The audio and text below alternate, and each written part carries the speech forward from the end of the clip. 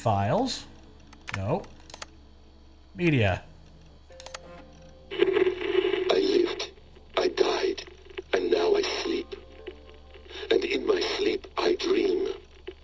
And in my dreams I see an end to the doom that will grip the earth once again. Find the wolf-kissed. Find the mad one. Find me. And save us all from another death.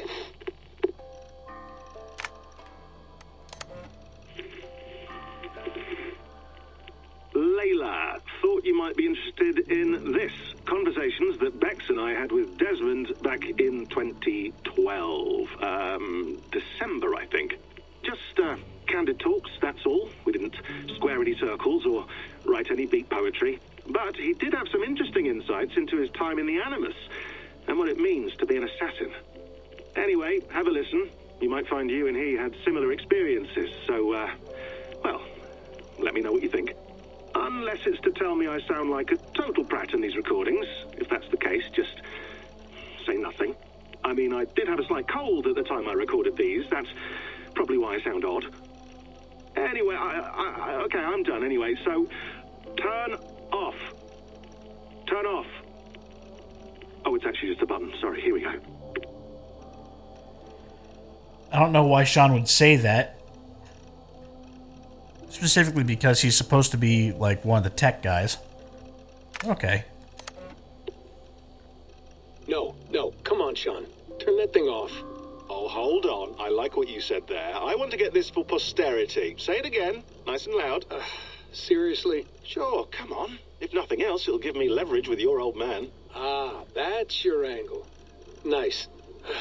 What I said was, I wish I hadn't been born into the Assassins. I wish I had chosen this life. Is that good enough? Sure, but why is that? Because choice is the central idea of our creed. It underpins everything, right? It's about free will. It's about seeing the evidence before you and saying, yes, this is what I want. Or, no, this isn't for me. But when you're born into a group like this, or any other, like I was, you get mixed signals. You get told over and over again, this is what we believe. These are the rules. This is reality. No deviation. And if you question it, oh, they look at you like you killed a puppy. That's hardly free will. It's a weird irony when free will is your central belief, but nobody wants you to believe otherwise. I don't know how to say it exactly, but I always thought there was something self-destructive about our creed. If free will is the most important moral guidepost we have, we should be free to ignore it. To choose submission, for example. You know what I mean? Like, we should be free to side with the Templars. If it's really my choice, I could do that. Right. It's almost self-refuting.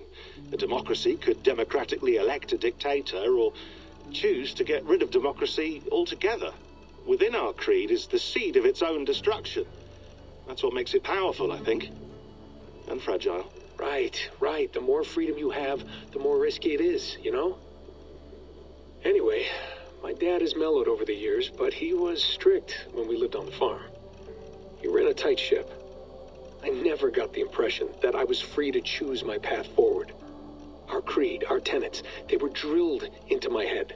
By the time I was a teenager, I was following these rules out of a sense of duty. This was just what we did. That happens to a lot of organizations over time.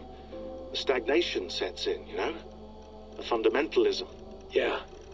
Following the rules becomes more important than achieving whatever goal you set out for yourself. And people start to lose sight of the reason the rules exist. That's called deontology, or a form of it. Following a rule for its own sake and not for the consequences it has. Yeah, but that feels backwards, doesn't it? Well, I think so. Following a rule is the easy part. Praying, taking a sip of wine, munching on a wafer. Rituals that give comfort. But that's just going through the motions. It makes people feel like they're doing something. When the hard work is, well, actually getting off your ass and doing something productive. I think people just want boundaries. Tight boundaries. They want to see the four walls that pen them in. I don't disagree. Anything outside that, anything that makes life more complex, that's scary. That's why I envy you. You chose this life. You went through that process, and you decided, yes, I believe in this. Sure. It didn't stop me from being an insufferable know-it-all as a teenager, but I see your point. I would have loved to have been a know-it-all. I knew nothing. Not until you guys found me. Yeah. It wasn't until I met you, and Bex, and Lucy, that I knew. I knew I wanted to be an assassin. Oh, thanks, Des. Come here. Bring it in, bud. I don't normally like touching, but we'll make an exception now. I am not hugging you. You sure? Because I smell very nice today. Can you just turn that off? All right. Desmond 2. Hold on, I'll just set this here. Do you guys record everything we talk about?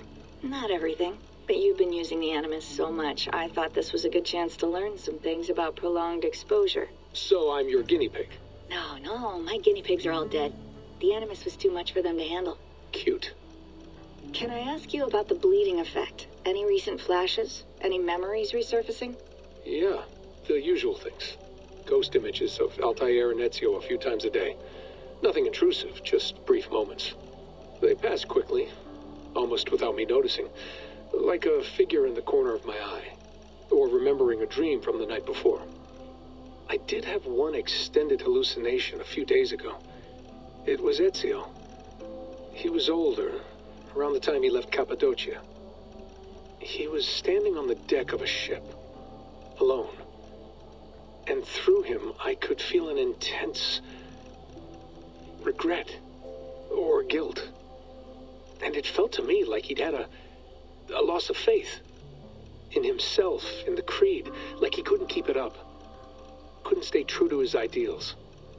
And as I watched him, I thought, is this the moment he decided he was done being an assassin? It felt like it. Anyway, most of my visions have been brief, lasting just a few seconds. They're like complete memories of small moments that appear suddenly out of nowhere, fully formed. It's a strange feeling. Okay, anything else? I'm starting to see Connor now, too. Though I hear his voice more often than I see him. I'm sure that will change. Oh, yeah, and yesterday, just before bed, I had a memory of being on a beach in the Caribbean with a bunch of sailors. Or maybe they were pirates. I don't know. No idea. Huh, we'll look into that. And how do you feel in general? In general? Well, I feel older, for one. Much older. And it's strangely comforting. I'm collecting the memories and skills and thoughts of so many people. I feel like I've lived a few hundred years or more. Is it possible that if I do this for too long, it'll push my own memories aside? That I'll be everyone but myself after a while? It's possible. That's called identity substitution. It's happened before, but it's rare. And someone with your background shouldn't need to worry. My background? You mean someone with my genes? My abilities? You have Isu DNA, and that lets you see things and do things and withstand traumas that other people can't. And I can suffer in ways that others can't. That's not something to be proud of. You mean the apple? Yeah. It has a pull, Bex. It tugs at my brain. It talks to me. Teases me. Drives me mad. And what I did to Lucy... God damn it. Nothing is worth the damage I did. The pain I caused. I know. But you're special. That's the point. I'm not special, Bex. I'm lucky. That's all. I understand. We're assassins. It's our creed that makes us different, not our genes, not our blood. Anyone can join us. That's true. But let's leave that aside for a second. What I want to know is, have you ever had any Isu memories resurface? Isu memories? I don't think so. I can't even begin to imagine what that would feel like. I think you'd know if you did. Maybe one day. We might be able to induce something. Jesus, let's fix the world first, okay? Before we start digging up my ancient ancestors. Deal. With my luck, I'll be related to some third-rate Isu like Like Sisyphus or something. Way to aim high, buddy. Hey, you gotta.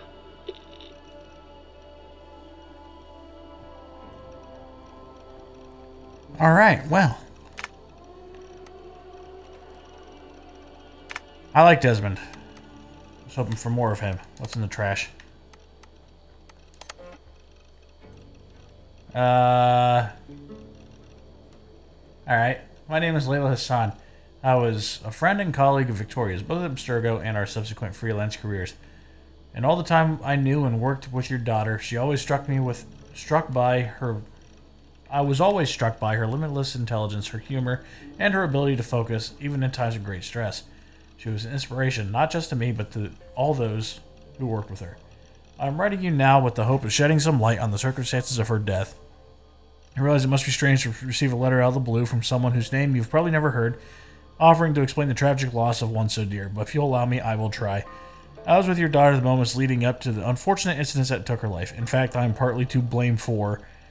And then she threw it away. File corrupted. Corrupt this. Some pictures. Sean.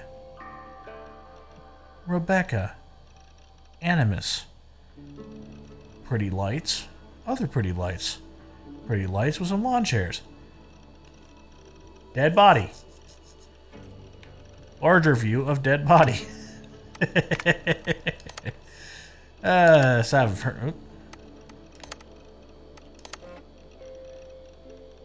Right from the Eagle Bearer, Cassandra in 2018. Now that wasn't Cassandra, it came from Alexios. Get your timeline straight. I had Alexios. But yeah. I'll let you guys pause this.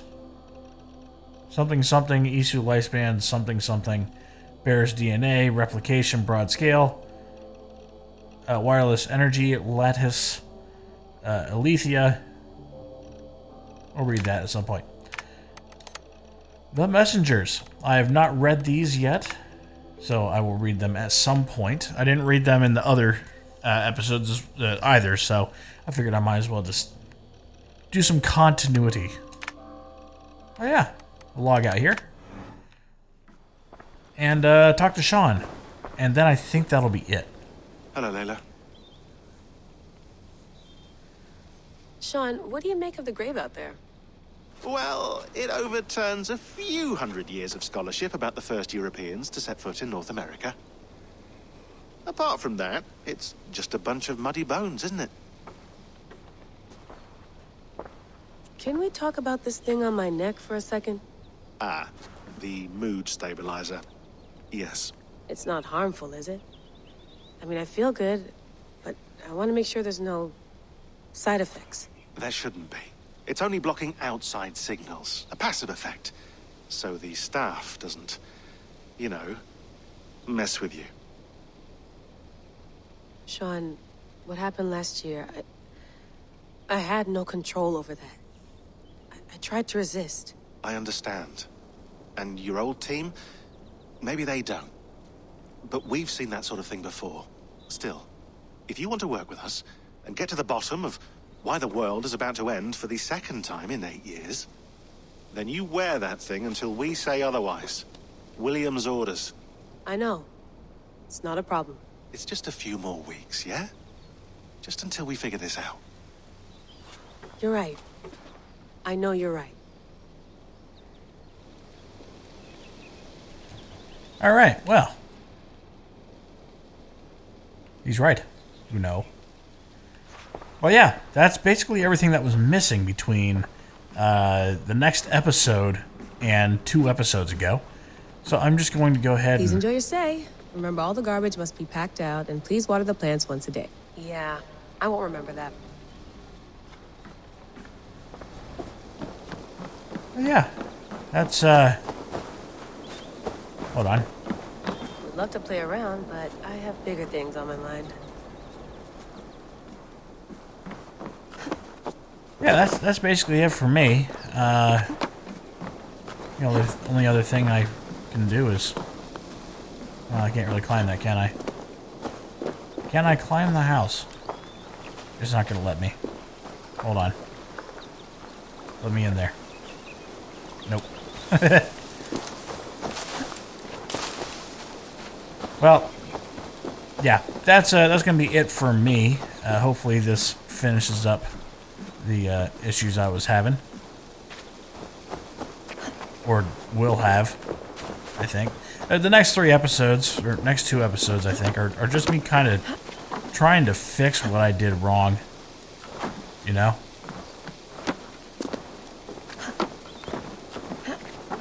Oh, I thought that would work. I don't know why. I was just kind of hoping. Oh well. But yeah, next time you will kind of go back in time about 4 to 5 days to a week of recording. And most of that's just me trying to figure out how to fix the lighting issue. So if you're interested in that, those episodes will be coming out directly after this one. Well, not directly after. 2 days from every other day from this one. And yeah, that'll have to be it for me. I'll talk to you guys next time. Bye.